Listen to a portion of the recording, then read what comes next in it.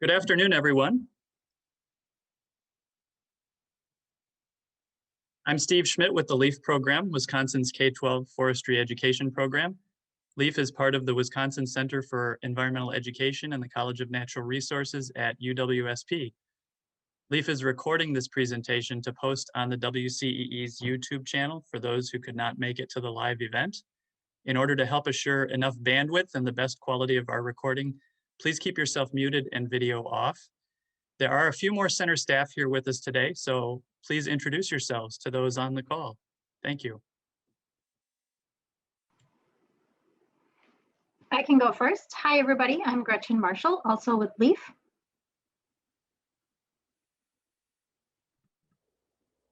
And I'm Kate Flick, also with LEAF.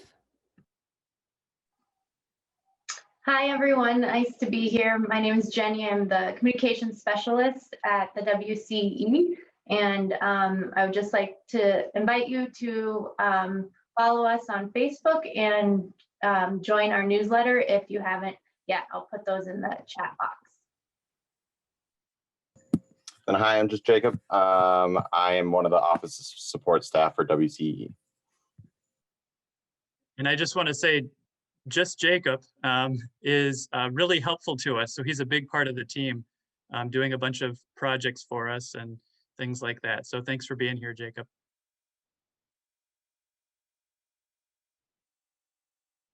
For those of you less familiar with LEAF, our jobs are to connect you as educators with quality forestry education materials. Part of that job is to connect you with the resource professionals who are the experts, and that's why we're here today. LEAF is a partnership between the Wisconsin Division, or DNR, Division of Forestry, and the Wisconsin Center for Environmental Education. Here's a more detailed list of our offerings and services. As you can see here, curricular materials, professional development, hands-on forestry education kits, and we also run the admin side of the school forest program for the state, and Project Learning Tree, which Nicole Filzetti is not with us today, but she is the state coordinator for Project Learning Tree as well. During today's presentation, feel free to put chat questions in anytime. Some questions will be answered during the presentation. The rest will be responded to in the Q&A following the talk, or via email if time is limited that much. With that, welcome to our speaker, Sarah Herrick, a conservation biologist and forestry liaison with the Department of Natural Resources. Thanks for joining us today, Sarah. Thank you, Steve. Thanks for that introduction. I'm just going to go ahead and share my screen.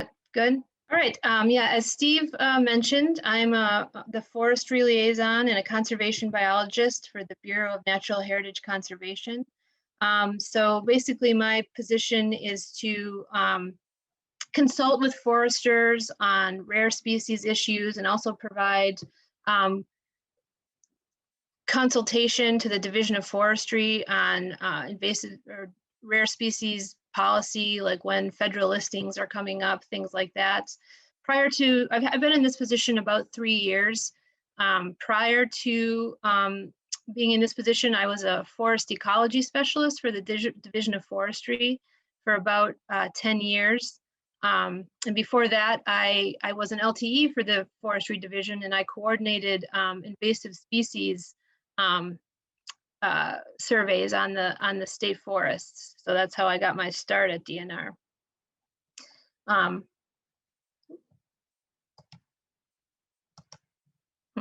Okay, so a little overview of our talk today. I'm going to talk a little bit about the Bureau of Natural Heritage Conservation, which used to be known as the Bureau of Endangered Resources, and kind of like what our responsibilities are. I'll go over a little bit about the endangered species laws and policies here in Wisconsin, and how we get NHI data and how they do an NHI review. I'll talk a little bit about why species are rare in Wisconsin. Actually, I'll talk about that before I talk about the laws and stuff. A little bit about the Natural Heritage Inventory, and then I'll talk a little bit about some specific forest-dependent rare species and how we deal with them during forest management projects, and also how forest management benefits those species. And then hopefully at the end, we'll have some time for your questions. I also try to pause sometimes during the talk to answer any questions that there are. Usually when I'm speaking to a live audience, I don't mind being interrupted by questions. It's just a little harder in this virtual format to know when there's a question. So as I mentioned, I am a conservation biologist with the Bureau of Natural Heritage Conservation, and this is the mission of our Bureau. We work with others to identify, protect, and manage native plant and animal species, natural communities, and other natural features, enhance and restore populations and habitats of rare and endangered species, and promote knowledge, appreciation, and stewardship of Wisconsin's native species and ecosystems for present and future generations. And the reason that I like to bring up this mission at the beginning of my talks is that the first line, we work with others, is really critical to our Bureau. The work of conservation of these species and habitats cannot be just the work of a few people. So our partnerships are really important to accomplishing our mission. And one of our most important partners at the DNR is the Division of Forestry. We have so much forest in Wisconsin that they're a very, very important partner for us to accomplish our mission. The responsibilities of the Bureau of Natural Heritage Conservation. We maintain the Natural Heritage Inventory database of rare species and community types.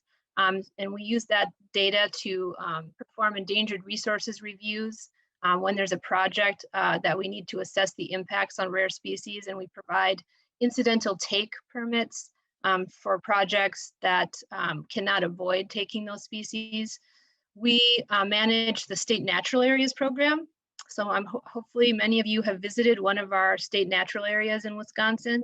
It's interesting to note that this program was started by Aldo Leopold and some of the other giants of conservation in Wisconsin in 1951. And our State Natural Areas Program is the oldest and largest program in the country.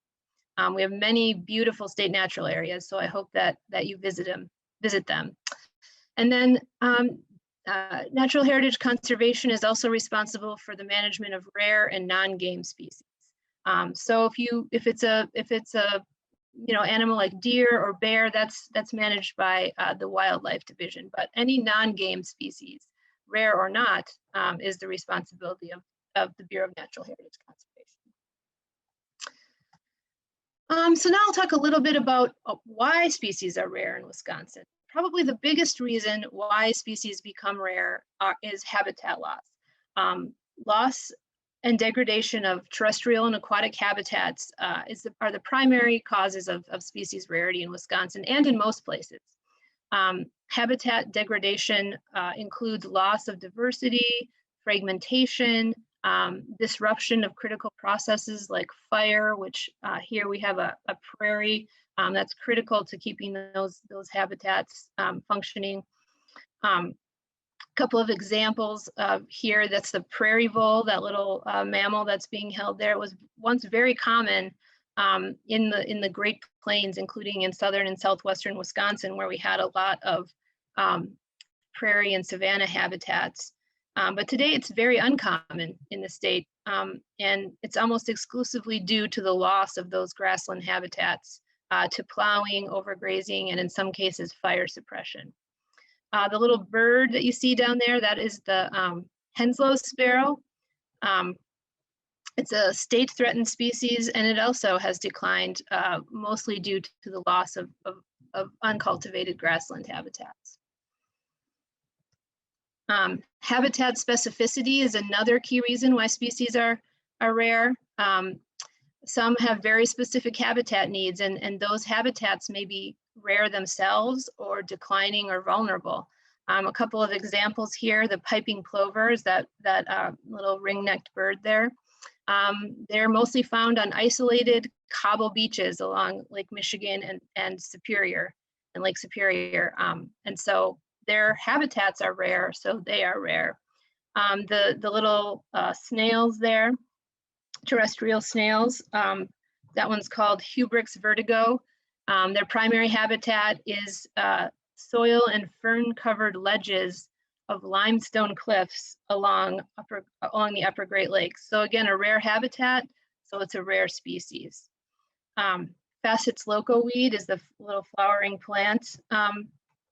That's actually found on sandy, fluctuating lake shores, and actually we have the only populations of this plant in the world here in Wisconsin. So another reason that some species are considered rare because of where they exist in relation to their entire range. So a species reaches the far edges of their natural range, they may become less common, and then they may be considered rare if their populations are low in numbers or geographically limited. A couple of examples here, we have the spruce grouse. You know, they need large blocks of spruce dominated forests, conifer forests. And so you can see on the map there, their range is in the pink.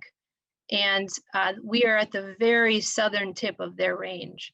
So not only are there the blocks of forest that can support them becoming more rare, but they're probably rare here anyway, because we're at the very edge of where they can exist.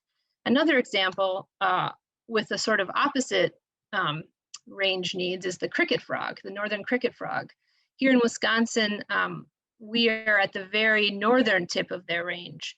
So, you know, they're not as uncommon farther south where you're more into the bulk of their range. But here in Wisconsin, there's just a few pockets of areas where we find the cricket frog. And it's because we're just at the edge of where they exist. And finally, persecution and over-exploitation. Some species are negatively impacted either by recreational or commercial exploitation. Reptiles are popular pets, and so often we see people collecting them from the wild for sale in the pet trade. As far as plants, orchids are popular. We see them being dug up occasionally, and medicinal herbs like wild ginseng can, you know, are at risk of overcollection, or you know, indiscriminate killing because of a perceived threat. We have two species of rattlesnakes in Wisconsin. The picture here on this slide is a timber rattlesnake, but we also have the Massasauga rattlesnake, which is sometimes called the swamp rattler. These snakes, we paid them the Department of Natural Resources, or our previous counterpart before it was the DNR, was like the Department of Conservation. We paid a bounty for rattlesnake tails in the early 20th century. The price varied, but at one time it was up to $5 per tail. So people would go out, find rattlesnakes, kill them, bring their tails in, and then they would be paid by the tail. That bounty existed until 1975, when we lifted the bounty, and then the Massasauga was immediately placed on the Wisconsin Endangered and Threatened Species list, and it's one of our endangered reptiles in Wisconsin. The timber rattlesnake is a little bit more common. It's a species of special concern in Wisconsin. The Massasauga is also a federally threatened species. Another example of this is the passenger pigeon, which probably most of you have heard about. It was once a very abundant species in Wisconsin, hundreds of thousands of breeding pairs, and then it was basically driven to extinction by market hunting. So not people hunting for their own food, but people coming up from cities to the south and just you know, taking home thousands of birds to sell at market. So those are the four main regions, and then there's a combination of other reasons that a species become rare that kind of act in concert with these other reasons. One is competition with other species. On the left-hand side of the slide there's a picture of the American marten.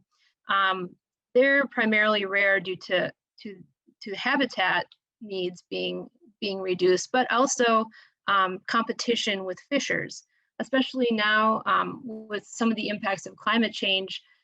When we have In the past, when we had deeper snow, those conditions in the winter favored martins over fishers because they're a little bit lighter. And now with less snow, that competition between them is contributing to the decline of martins. Another example here is parasitism. So we have in Wisconsin, one of our rarest birds is the Kirtland's warbler. One of the main reason it's rare is because it has a very specific habitat. It only nests in young jack pine forests that are between 5 and 20 years old. So it'll nest in those areas and then it will move on once they get too old.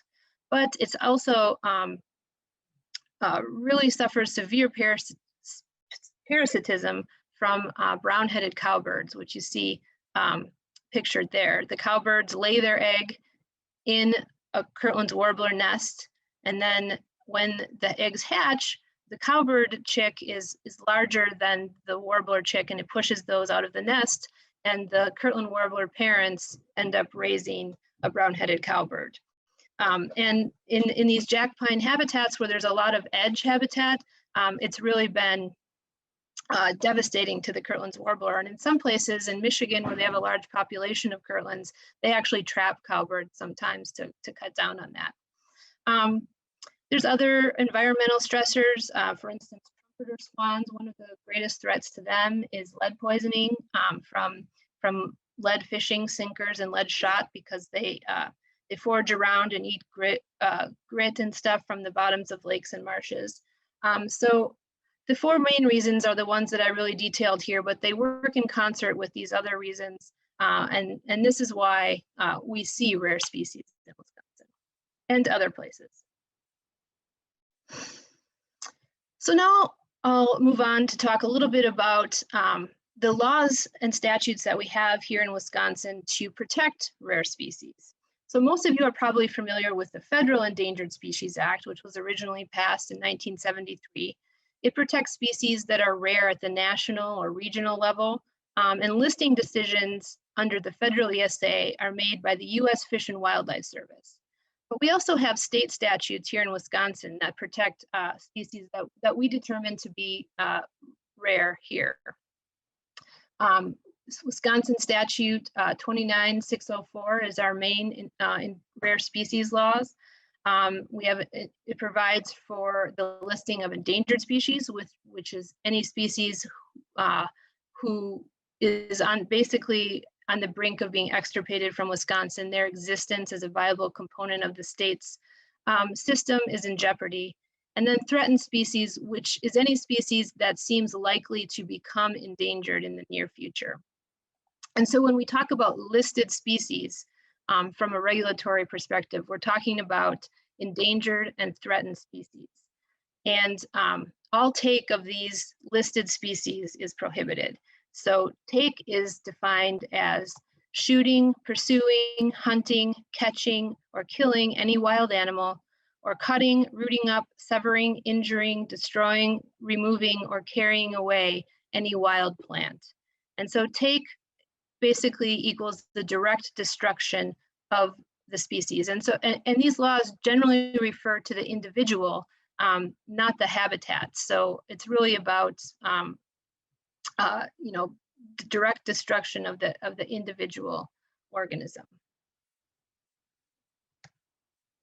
We also have species of special concern. And so these species are not protected by law. Take of special concern species is not illegal. It's just that there's a suspected problem with their distribution or abundance. It looks like they're declining. And so we're tracking them in the NHI database. And we have several different designations under special concern species. At the end of this talk, I'll talk about how you can go and find out some information about rare species in your area. And you may see these designations. SC is obviously special concern. And then we have a few other designations that kind of give a little bit more information. The picture on the left there is a goshawk.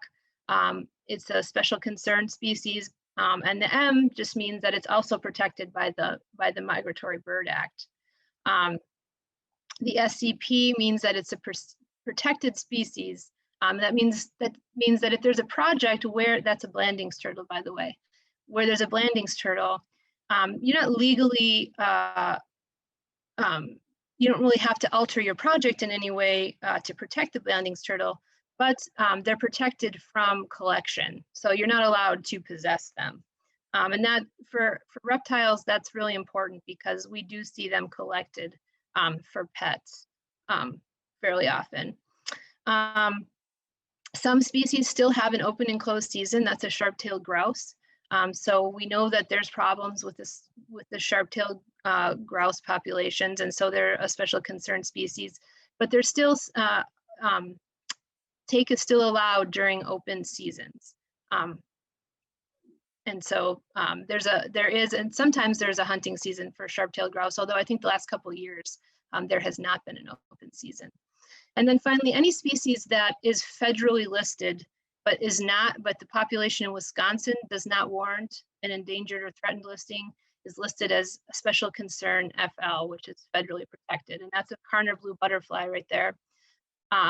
They are federally endangered species, but Wisconsin has the largest population of them in the world. So they're just SC here because they're federally protected. And there's a few other laws that protect endangered species. The Federal Migratory Bird Act, which just protects any migratory bird. It's illegal to take, possess, import, export, transport, sell, purchase, barter, or offer for sale any migratory bird or the parts, nests, or eggs of those birds. So that protects migratory birds in Wisconsin. There's the Federal Bald Eagle Protection Act. For many people, the bald eagle is like the poster animal for the Endangered Species Act, but the bald eagle is no longer listed under the Endangered Species Act, and it's not a listed species in Wisconsin either. They've become much more common. I'm sure that you're all used to seeing bald eagles fairly often, but it is still protected by the Bald and Golden Eagle Protection Act. And in forestry, that means that if a nest comes up on one of our endangered resources reviews, there's a buffer around the nest that you have to avoid during certain times of the year. The Protected Wild Animals Rule is what we use to protect some of our collectible species like reptiles. And then the State Natural Area Statute, and that just allows us to create a state natural area if there's a place where that's really important to a rare species habitat. There's a state natural area, and I can't recall the name of it right now, that's along Lake Winnebago that was created to protect habitat for black terns. And so if there's a place that's really important to a particularly rare species, there is a way to designate that as a state natural area. Although it's not that easy to do, but it is possible. And so we know now we know what the reasons why species are rare, and we know that there's some laws that protect them. So how do we keep track of all this, and how do we tell people if they're going to be doing something that might impact rare species? So part of the responsibilities of the Bureau of Natural Heritage Conservation is to maintain the Natural Heritage Inventory. And so the Natural Heritage Inventory tracks the location and viability of rare species element occurrences, high quality examples of natural communities, and important geological features. And element occurrences, which is an individual report of a rare species that we've decided to include in the Natural Heritage Inventory, are called element occurrences. And they're on the NHI working list. And this is just a list of species that we track in NHI. We use this data in the NHI database, which is a standardized methodology that most states use. It comes from an organization called NatureServe. And it basically keeps track spatially of all the element occurrences that we have in the state. And this is the information that we use to review projects for impacts to rare species. I'll show you an example in a minute. So where do element occurrences come from? We have DNR staff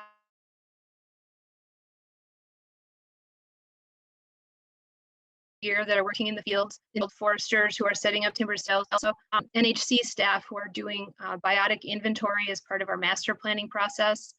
We have contractors that are working for us in the field doing these sorts of things, and the public. Any of these people might submit reports of rare species that they encounter. We can't just include every report that someone gives us in the NHI database, because we use this information, the NHI database, for regulation. We don't want to over-regulate, and so we want to make sure that everything that we're putting in there is a legitimate report of a rare species.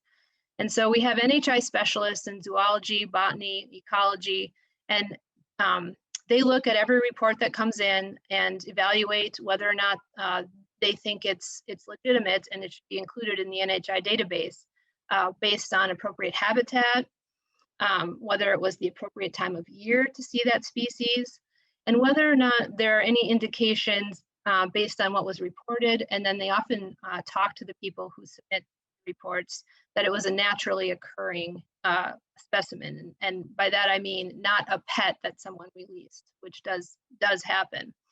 And the reason this is important, like I said, is because this data is used sometimes to regulate projects based on rare species impacts. So we want that data to be very accurate. And many people have the belief, I think, just due to past instances out west and stuff, that rare species occurrences can be used to thwart projects that they might not like or that might be unpopular. So once in a while, this doesn't happen very often, but there'll be a controversial project, and then lo and behold, someone will send in a picture of a wood turtle or something. And so we really want to look at that and make sure that everything that we're including in the NHI database is a legitimate report and makes sense. It's also important to note that rare species hardly ever actually stop any project from happening, because we have guidance that allows people who want to do a project where rare species are in the area to avoid that species, to minimize the impact, or if there's going to be an impact, to mitigate for that. So rare species pretty much coexist with most projects, forest management or otherwise, that occur in the state. So this is just an example of what if a forester was planning a forest management project, how they might use NHI data. This is a hypothetical example, but foresters use NHI data to avoid impacts to rare species when planning their forest management projects. So there's my project boundaries there in red in the middle. And then in the NHI database, we use a 1 mile buffer for terrestrial species and a 2 mile buffer for aquatic species. And that's because aquatic species, obviously, they travel along long corridors. So if you have one species here, but it's on a river, it's probably traveling along that river. And so if a forester, was planning this project, they'd get a list of what these element occurrences are. The purple are aquatic, and the pink is a wetland, and then it doesn't look like this project would have any terrestrial element occurrences. And then the forester would look at the project area and determine if there was any suitable habitat for any of these species within that project area. And the reason we do that is because we haven't surveyed everywhere in the state. We just get reports from people or our staff, and most of the state has not been surveyed for rare species. But if there's a rare species in the area and you have suitable habitat on your project area, it's legitimate to think that that species may occur there. So a forester would look at this, would look at their project area, look at these species, and determine if there was any suitable habitat on the project area for those species. And he or she doesn't have to do that alone. I'm here to, part of my job is to help them determine whether or not there will be any rare species impacts. And if there's not suitable habitat, then they can move forward with the project. Or if there is, then there's usually, in forestry, we usually just avoid impacts because we're not permanently converting habitat, and we have flexibility with the time of year. So then we would implement some avoidance measures to avoid impacts during that project.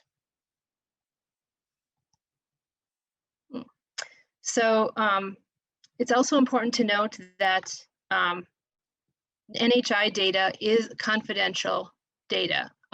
It cannot be, we don't give out specific locations of EOs, and NHI data is exempt from open records law.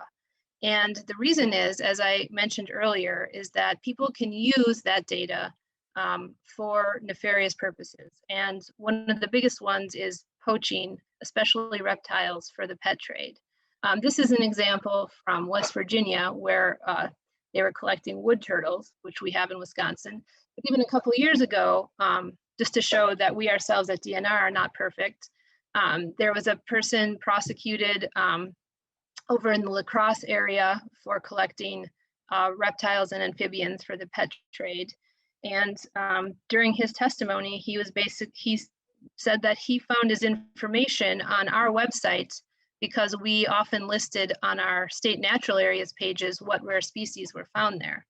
And so we had to go back to our state natural area pages and scrub that information from them because it was too specific NHI data, and it was being used in an inappropriate way.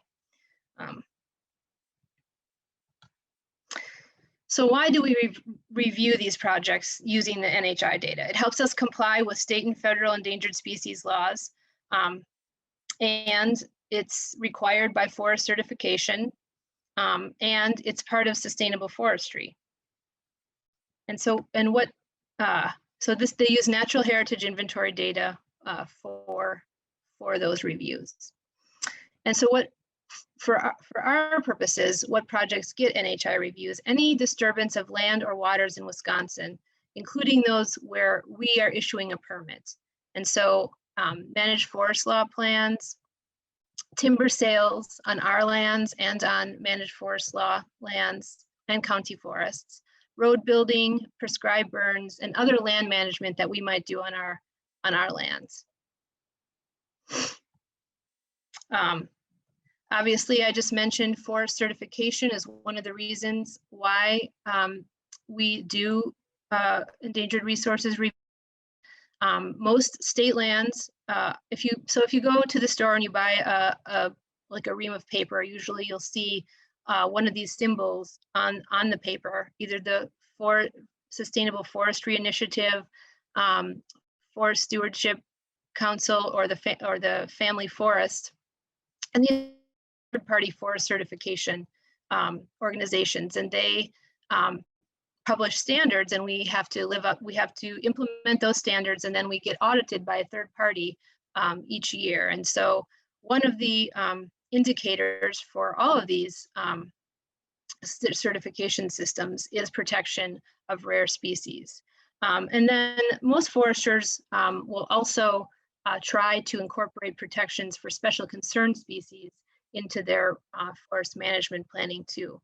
And that's really important to us in NHC because we want to keep those species, those special concern species, from becoming threatened or endangered. So forestry and forest certification are important tools in doing that. Also, as I mentioned, this is the definition of sustainable forestry from state statutes. And I think that rare species management and protection really fits nicely into that definition. It's the practice of managing dynamic forest ecosystems to provide ecological, economic, social, and cultural benefits for present and future generations. And I think that includes managing for rare and non-game species. And the Division of Forestry has been a really great partner for us in doing that. Okay, so I'll just pause here for a second. So now we've talked about why species are rare, the various laws that protect them, and how foresters might use the NHI data to plan their forest management projects. I'm going to shift to talking about some specific rare species that utilize forested habitats and how forest management can maintain and enhance those habitats. But just pause here and ask if there's any questions that I could answer right now.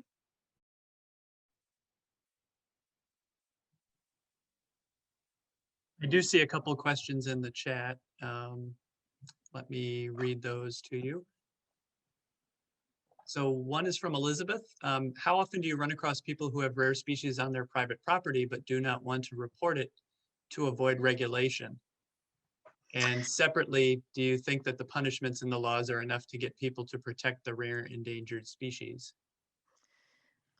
So we have we have very few element occurrences on private property. And I think that, people do get concerned about regulation. I should have mentioned that, for instance, rare plants are not protected on private property. They're only protected on public lands. And so, yeah, I think that there's definitely a deterrent for people reporting rare species on their lands. And depending on what they want to do, there's nothing we can really do about that. Like I said, rare species hardly ever stop anyone from doing what they want. Sometimes there's just an extra step in what they have to do. But I think rare species are compatible with most types of projects. But yeah, we have very few reports from private lands, and I think that's understandable. As far as like enforcement, there's not, one of the difficulties with enforcing rare species laws is that they're not to be crass, but there has to be a body basically to enforce that. And so we really rely on enforcement very often unless there's like something really egregious that happens. But we rely on our partners to do NHI reviews and implement avoidance measures. And for the most part, we don't have the resources to go around checking to make sure that everyone is implementing the avoidance measures that we give them. I mostly work with the forestry community, and they are very good at implementing whatever avoidance measures they need to, and doing ER reviews on their projects. So our ER review staff, they get requests for ER reviews from different types of projects, like developments and housing developments and things like that. And often those are tied to a different, like a waterway permit or something. But we don't really have the resources. I mean, we're not sending wardens out to make sure that people are implementing those. So I would say that enforcement of these laws is fairly weak. And does that hurt rare species? Maybe. But we do what we can, and we're giving people the information. We provide guidance on how they can avoid impacts. And from my perspective, my job working with the Division of Forestry and external forestry partners, they're very good at implementing those measures and doing a lot of extra things too that help rare species in forests. That was a long-winded answer, sorry. Okay. I'll ask one more question here, and then we'll hold off on the rest of them in the chat until a little bit later. Okay. But also from Elizabeth, are there any plans to manage Wisconsin's public lands for Kirtland's warblers?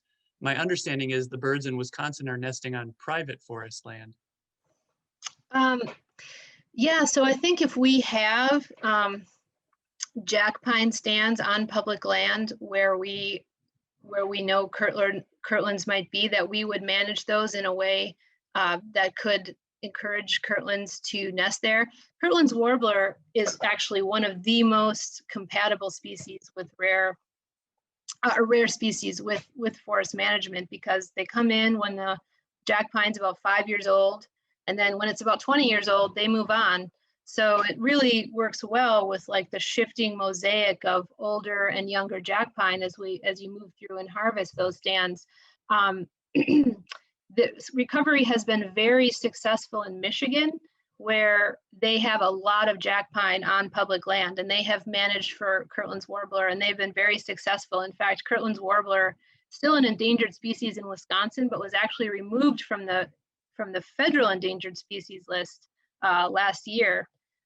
It's still one of our rarest birds. We only have about 30 nesting pairs or so each year, but we will manage for it on state lands where we have jack pine. And jack pine's also been like one of our cover types that have been somewhat declining. So yeah, we want to, we want to manage for it where we have it on public lands. That said, we do have some private lands partners that are managing for Kirtland's warbler. We got some county forests that have jack pine that can be managed for Kirtland's. But like I said, really just having jack pine and managing it is the way to get Kirtland's warbler. They're very compatible with jack pine management. So I hope we can increase that species in the future. Okay. All right, I'll move on now, and we'll have some more time at the end for discussion. So most rare species in Wisconsin are found in and around forests because we have so much forest land. They may roost in trees, or they forage along forested waterways, or they utilize open and forested habitats for food and shelter. Some of them need large tracts of forest with old growth characteristics, like the cerulean warbler, which is the small bluebird there in the right-hand bottom corner, or the American martin, our only endangered mammal. And some need early successional habitat, new growth, small diameter trees and thick understories, like the golden-winged warbler or the Kirtland's warbler, as we were just mentioning. And some need special habitat features like cavity trees or snags, which are dead sort of trees that have holes and all that. Like bats utilize these features for maternity and day roosts, and some nesting birds really need them. But we're lucky in Wisconsin because we have a lot of great forested habitat, almost 17 million acres.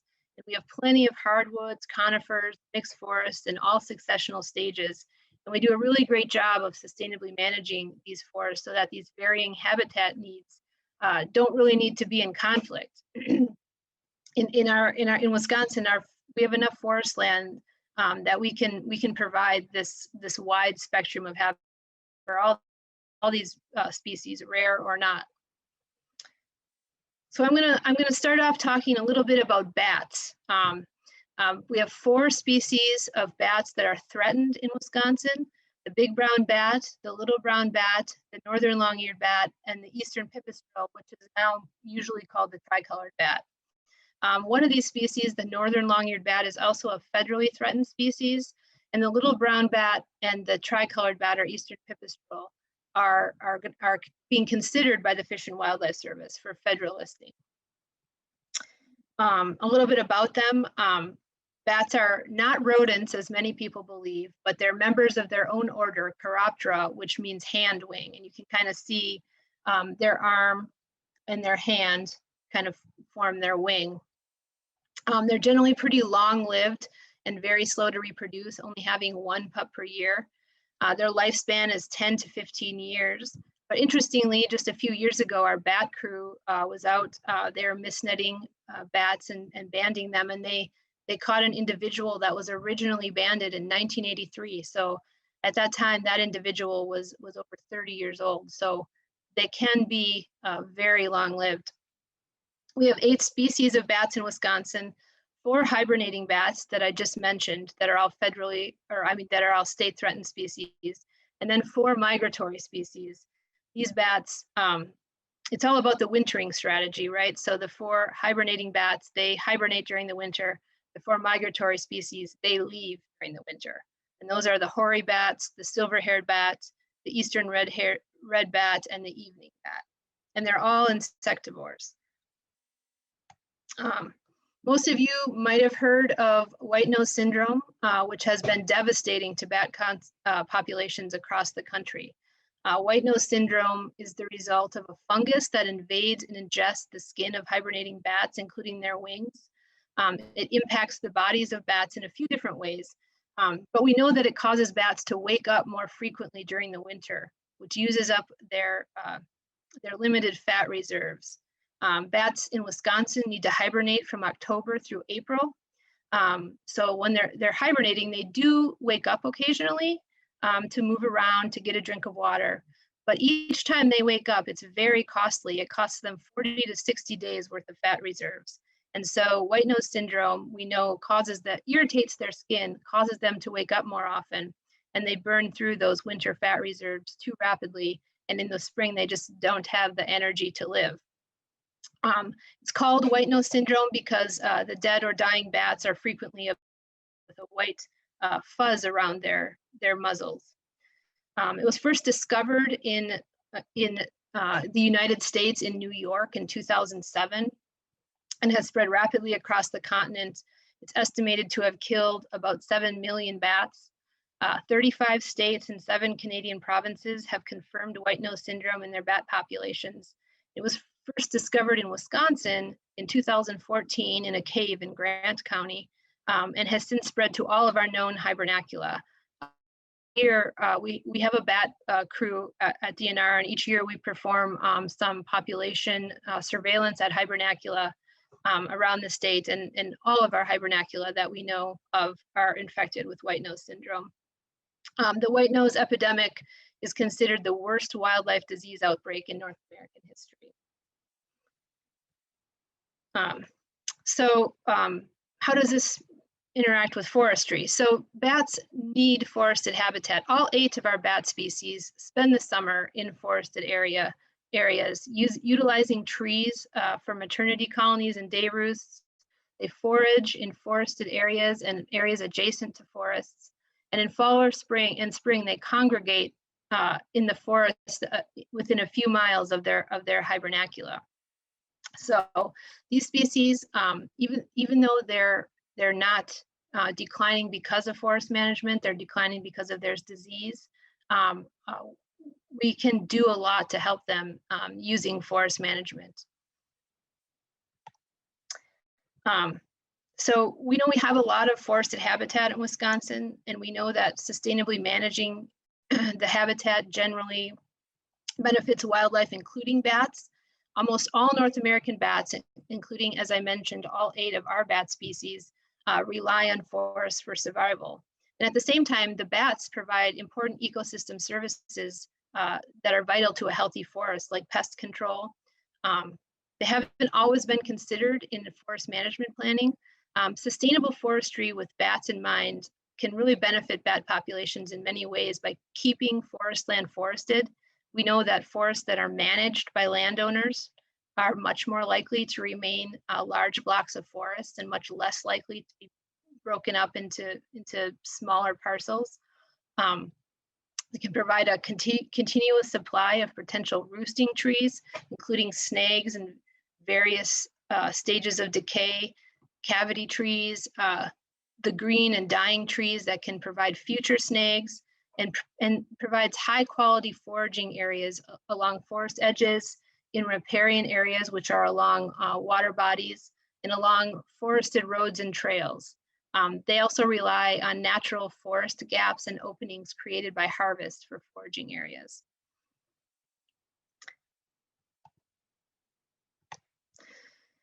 So northern long-eared bat is a federally threatened species, and several other species, like I mentioned, are likely to be listed in the near future due to the impacts of white nose syndrome.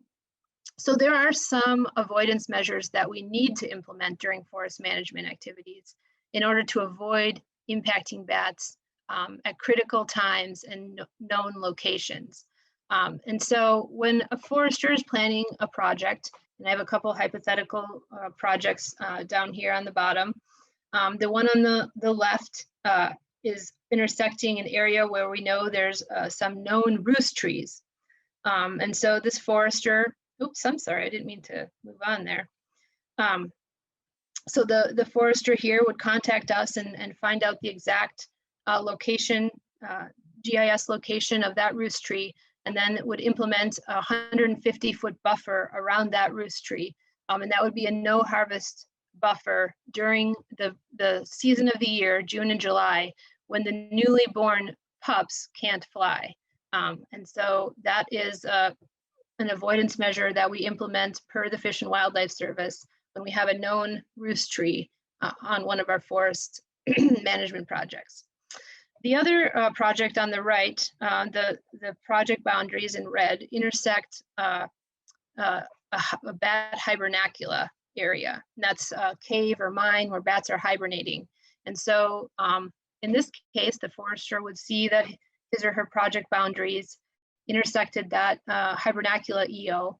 And so he or she would contact us, and we would we would find the exact location of the entrance, and then we'd implement a 1/4 mile buffer around that hibernacula entrance to protect the forest in that area, which is really important to the bats' spring and fall life cycle. And so, yeah, these are the regulatory measures that we have to include in our projects if we have these special habitat features for bats on a forest management project. So while there are a few measures that we have to take to protect bats in their known locations, bats are habitat generalists, and they're found in all forested habitat throughout the state. So there are a lot of things that we can do with this within the sideboards of sustainable forestry practices to maintain and enhance that habitat for bats across the landscape. One of the important things is, if possible, you could avoid disturbance during the pup season. Obviously, we protect those areas when we know where they are, like the known roost tree that I just showed you in the NHI data. But bats are everywhere. They utilize all forested habitat, and so there's a lot of roost trees out there that we don't know about. So if you're planning a project and you have flexibility about the timing, just avoiding that season in June and July when we know that the pups are flightless, and so it's harder for them to fly away if the tree starts to be cut down, is one way to be a bat friendly in silviculture. Also, just retaining as many snags as possible. One of the most important actions that forest managers can take is to maintain local populations of these bats is to provide a continuous supply of suitable roost trees that provide shelter for bats and their pups. Retaining live leaf trees in groups around snags. This protects the snag from down sooner, which just provides great habitat for bat roosting.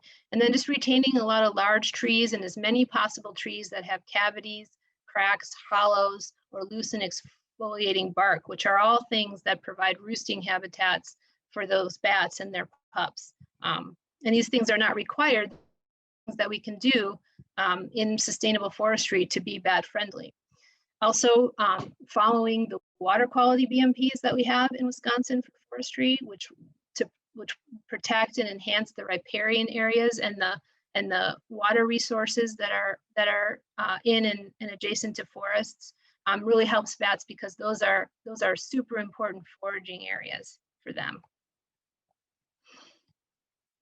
And a few other management considerations that we can do to be bat friendly when planning management. If we have to remove hazard trees, doing that in the winter is really great if it's possible, if you have flexibility with that, because bats, obviously, they're hibernating in the winter. And so the things that we're doing on the landscape during the winter, we can enhance habitat and stuff still in our management, but we're not going to be impacting those individuals because they're hibernating. Although when we're developing prescribed burn plans, we do want to try to manage the smoke from those to go away from hibernacula entrances. We know that because even a small alteration to the microclimate of that hibernacula can impact the bats. And so keeping the smoke from prescribed fire away from those hibernacula entrances is a really good bat-friendly practice. And then the creation and management of forest openings. So these areas, openings in the forest, either from natural disturbance or created by harvest, are really important foraging areas. They also provide solar exposure to roost trees. And so that's another really great practice that can help bats during silviculture. This is more detail than you all are interested in here, but there's a really good document that has a lot more detailed suggestions for bat-friendly forest management that I can't go into here. But if you're interested, you can find it at this website here, the whitenosesyndrome.org. It was created by a group of volunteers from universities, federal and state agencies, and other NGOs that were part of a subgroup of the Conservation and Recovery Working Group for bats. And it just has a lot of really great suggestions for bat-friendly forest management based on the different types of management that you might be doing. So if you're interested, you can look that up. So now I'm going to transition to talking about the Karner blue butterfly. And it's a little bit different than the bats, who are habitat generalists, who use the trees and the actual forested area for their primary habitat. Karner blue butterflies they like open habitat, but a lot of their habitat is forest adjacent. And so there's still a lot of important things we can do during forest management to protect their habitat and to enhance and provide more habitat. The Karner blue butterflies is a federally endangered species. It once ranged from Minnesota out to Maine, up into Canada, but habitat loss due to natural secession, agriculture, fire suppression, residential and commercial development really caused a steep decline in the species. Outside of Wisconsin, where we have the largest population of Karners in the world, the Karner is only found in very small populations in Indiana, Michigan, Minnesota, New Hampshire, and New York. And it's been extirpated from part of its range in Massachusetts, Pennsylvania, Ohio, and Ontario, where they used to have Karners, and they no longer exist there. It has a very specific host plant. The caterpillar of the Karner feeds exclusively on the leaves of wild lupin. That plant is widespread in Wisconsin in the central and northwest sands. And since I'm mentioning the central and northwest sands, I just wanted to quickly show this map of the ecological landscapes of Wisconsin. So we often talk about conservation in Wisconsin in terms of these ecological landscapes. It's 16 areas that have different ecological attributes and management opportunities. And they can be used we use them basically to identify the best areas of the state to manage for different natural communities, habitats, aquatic features, and ecosystem management for native plants and animals. And so when I'm talking about the Karner blue butterfly, which unlike the bats is a very specialized species, they're found here in the central part of the state, in the central sand plains and central sand hills. And then up in the northwest, there's a green strip, which is the northwest sands. And these are the areas that provide the habitat for the wild lupin. And so that is where the Karners are found. We identify those areas by calling them the Karner blue high potential range. And so these are the areas of the state that have the right habitat, that have the potential to support lupin, where there's a high potential that there might be Karner blue butterflies.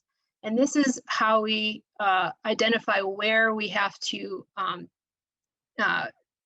take measures in our forest management planning to protect the Karner. So if you have a project that falls within the HPR, then we might perform surveys for Karner blue, or we follow certain protocols to protect them.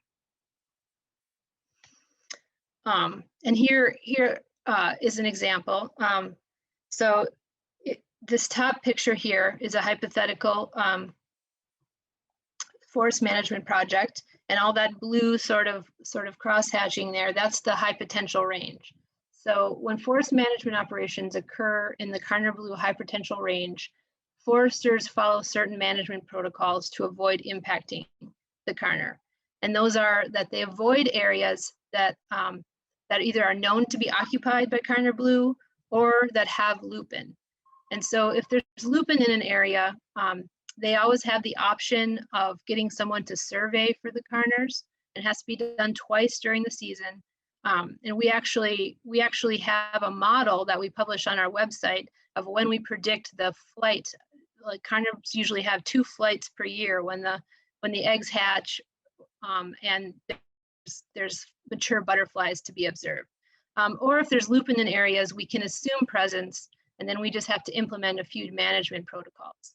One of them is to avoid areas that we, if we can, where there's lupin or where we know the Karners exist. We try to avoid scattering the slash, or try to avoid piling the slash, sorry. The slash is the leftover branches and wood that's on the ground after a forest management project. And so we scatter that around to avoid having like a big pile that prevents that lupin from growing up. And we try to remove logs from the landing as soon as possible. So forest management, unlike, you know, building a building or a housing development, is not a permanent take of the habitat. And so we can pile some logs on the opening, and then we remove them as soon as we can. And then it just allows that lupin and those other plants to grow up again, and that habitat is restored. But these are some of the protocols that we have to follow if our project is within this high potential range. But there's a lot of things that we can do with forest management that really helps the butterfly outside of what we have to do if we're in the high potential range. So in Wisconsin, the Karner blue butterfly usually occupies open barrens, savannas, and prairies in wild lupin. As I mentioned, the plant is widespread across the central and northwest sands, and the caterpillar feeds exclusively on this plant. They also can be found in other habitats, including roadsides, utility rights-of-ways. Another is a big one right now, where we can create a lot of great habitat for them, and in other areas that are just always maintained in an open early successional stage. These are a few examples here. We have some pine barrens and also some oak barrens and sort of oak savanna type habitat. These pictures are all pictures of really good Karner habitat. So this is a before and after picture of an oak barren savanna before and after forest management activities. So open areas have been created. The savanna was kind of becoming more closed canopy with a lot of trees. And the project opened it up, created more areas that lupin can grow, and also nesting habitat for other wildlife. So the point here of this slide is that forest management is a really important tool that is in Wisconsin for restoring and maintaining the preferred habitats for Karner blue butterfly. You know, when a savanna or open grassland starts to become more closed canopy, like a picture on the left, the lupin stops growing there, and then the Karners can't live there anymore. And so we use commercial and non-commercial timber harvests to help us maintain and restore these areas for Karner habitat. But there's also a few other things that we can do besides, you know, our regulatory stuff and our you know, restoration work that can help not only the Karner, but a few other butterflies that we have in Wisconsin that really benefit from the same type of habitat. So when we can reuse existing roads, trails, and log landings when planting a site, and that just reduces the area of disturbance. We leave some scattered sites undisturbed that can be refugia, both for nectaring plants and for the host plants. Scattered pockets of trees that provide shade because even though the Karner and these other butterflies that like these open habitats that are kind of interspersed with forests, even though they need that open habitat, or their host plants do, they often utilize forested areas for shade during the summer. And then prescribed burning, which is pretty important sometimes in maintaining these habitats, really doing that in the spring or fall, and leaving some refugia nearby of the host plants or nectaring plants is really helpful to these species. So besides the Karners, which we were talking about, the frosted elfin, which is the bottom picture on the left there, it's a threatened species in Wisconsin. Also utilizes pine barrens and oak savanna, just like the Karner, and it also utilizes wild lupin as its host plant.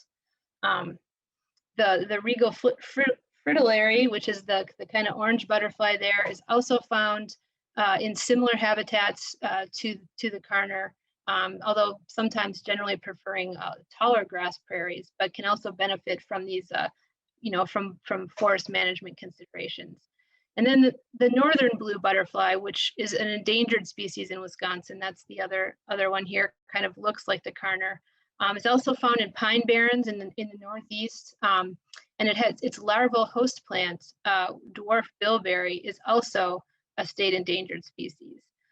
And so that species often occurs in small patches in these pine barrens in the openings, in conjunction with sweet fern, strawberry, bracken fern. And so in those areas, forest management can really help by just opening up and creating these pockets so that that host plant can grow, and then those butterflies can live there. I don't think that there's been a northern blue butterfly seen in Wisconsin for a while, so it is very, very rare, and it doesn't help that their host plant is also so rare. So those are just a few management considerations that that in forest management we can take to be a little bit friendly to these rare butterfly species. And so just some closing thoughts on forest management and rare species. I'll just reiterate that the Division of Forestry is a really important partner for the Bureau of Natural Heritage Conservation in protecting and managing for Wisconsin's rare species. One of the most important things, and I think I've mentioned it before, is that that managed forests stay forest land. We know that when forests are managed, they're less likely to be broken up into smaller parcels and developed, and maintaining that forest cover is really the most important thing for these forest-dependent rare species. And we also know that we have a lot of rare species that have different and competing habitat needs, as I talked about a little bit earlier. But sustainable forest management in Wisconsin can really provide the whole range of habitats for these rare species, from early successional to managed old growth. And so, like I said, this is just Division of Forestry is one of our most important partners. And I just included that chart there just to show that unlike many parts of the world that are experiencing a lot of deforestation and decline in forest cover, Wisconsin's forest cover has been steadily increasing since the 1960s. So, for forest-dependent species, we're in pretty good shape in Wisconsin, and that's great. All right, I'll just close by just highlighting a few ways that you can find out information about rare species if you're interested. You can go to the Natural Heritage Inventory, and there's a couple of ways that you can find out what rare species are in your area. You can use the county tool, which will give you a list of rare species and natural features that are found in your county, or township. And I'm talking about, the section township range type township.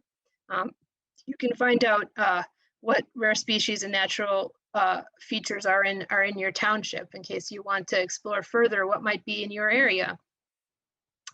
And once you do, if you have a nice list of species and you want to find out more about it, you can go to the DNR website, and if you click the search, the little magnifying glass, and type biodiversity, it'll take you to this web page where you can find out specific information about all the species that are tracked by the Natural Heritage Inventory, including guidance on how we'd advise people to do things during different management projects, information about habitat and ecology.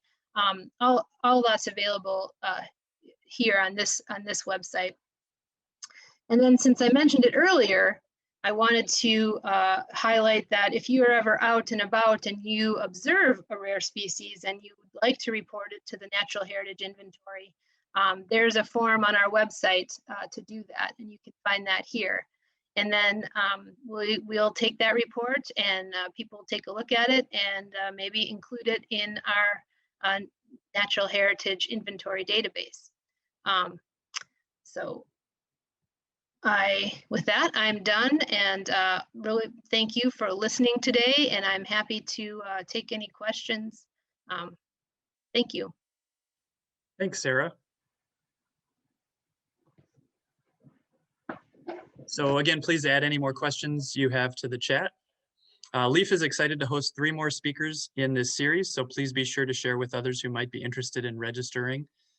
In March, we have Burning Questions with Catherine Cole. In April, we have All About Urban Forestry with Brian Wall. And in May, we have Protecting Wisconsin Forests from Invasive Species with Mike Hillstrom. So please join us and pass the word around about those upcoming talks. So Kate, did you see any more questions come into the chat? I have a few that I've seen. Yeah. Have you heard of the Charismatic Species Conservation Strategy, and does your organization ever use this strategy? Yeah, I have. So that's, the idea that there's a charismatic species that's with large habitat needs, and that conserving that species has the effect of conserving the habitat for a lot of different species. I don't know if we really utilize that strategy. I mean, we do, but not necessarily in like a really intentional way. Obviously, we do management for the butterfly and bats and things, and all the recommendations that I talked about would really be great for a lot of different types of species, especially the bat. Preserving snags, cavity trees, all that stuff. But sometimes we just call those wildlife trees because so many different types of wildlife use them. And so we are using that strategy, but not in like a really intentional way where we have like a document that says we're going to utilize the charismatic species theory of conservation or anything. But it is definitely a consideration. And a lot of these species, like I said, do benefit from the same sort of management regimes. Great. And then Phyllis was wondering, she's going to be creating some interpretive signs for the Kohler Dunes State Natural Area. And she was wondering if she could reach out to you, but I thought maybe if other people have a similar, hey, could we reach out to you? Would that be okay? Yeah. I should have mentioned at the end of the talk that if you have a question that comes up later, or you want to talk to me about something like this, definitely feel free to contact me, and I can help you, or I can find the person that can help you. So yeah, definitely reach out. Great. Deb was wondering, the wolf was just delisted and now will be facing hunting pressure this November. Any chance the original management number of 350 when they were not common may be raised based on the new data of numbers that can be supported? So I'm not sure if they're asking so the original recovery number plan, or the original recovery plan called for like a population of 350. Is that what she's asking, if that can be raised? Well, Deb, it looks like you're still Yes, in here. okay, yeah. Oh, okay, cool. So I believe that it could be raised. I don't know if there's the political will to do that. We've far exceeded that. I think we have, I'm not an expert on the wolf population, but I believe we have somewhere around 1,000 or so is the estimated population. So we've greatly exceeded our recovery goals. Yeah, we'll just have to see what happens with the wolf. We never know. There's so many strong feelings surrounding it. There's always litigation happening around the various decisions about listing and delisting. So I don't foresee us raising that recovery goal, or the Fish and Wildlife Service raising their recovery goal. But when it comes to the wolf, I don't say anything could never happen. All right, the character shrouded in mystery. I think I have the last question here, but if I miss some, then anyone can just pop in. But what is being done to outlaw the sale of lead bullets and fishing tackle, which is so clearly dangerous to wildlife? That is a great question, and I have to admit that I don't know the answer. I think I can find out, and I could possibly get back with Kate or Steve and have them provide that answer to you. But I agree with you that it's one of the most devastating things to many wildlife, lead poisoning. Every year we find animals and one that have died from it, and but I don't know what the agency's policy is right now to try to reduce the use of those materials. I will find out and hopefully work with Kate or Steve to get that answer to you. Sorry. Thanks, Sarah. I can speak to one thing. I mean, for quite a while now, and I don't remember the year, I think it was in the 80s, they banned lead shot in wetland areas for waterfowl hunting. But you can still hunt turkeys and things along those same areas and use lead shot. So that is a good question. I wonder if there's any more movement there. And certainly in just general forested areas, there's still a lot of lead that goes in there. So actually, I wonder, are there more terrestrial species that we're finding with lead issues because of ingestion in forested areas? Is there any? You know, it is primarily waterfowl that we've, I think we do find some terrestrial species that that feed on waterfowl that sometimes can have impacts of lead poisoning. We definitely occasionally find eagles and other things like that that are suffering from the effects of lead. But yeah, I think this is a great question, and I definitely want to find out more about it.